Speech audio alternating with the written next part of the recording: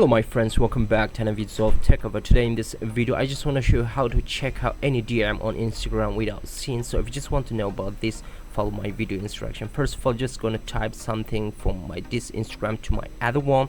So once I got that, let's go ahead, switch my account and just checking that. Here you can see once I check it, when I switch back I got seen.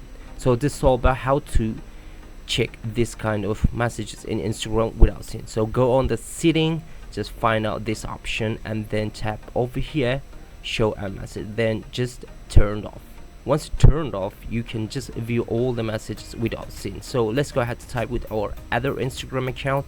Once I type this here to my other Instagram, I'm going to switch the account and go checking that. So when I just open it, you can see I just view the message. So when I back to account, you can see there's not seen. So this is all about how to read Instagram messages without seeing. So hope you guys enjoyed the video. Please subscribe to my channel, share this video with your friends. If you like the video, don't forget to hit the like button. See you until next quick 12 videos. Bye bye my friends, peace.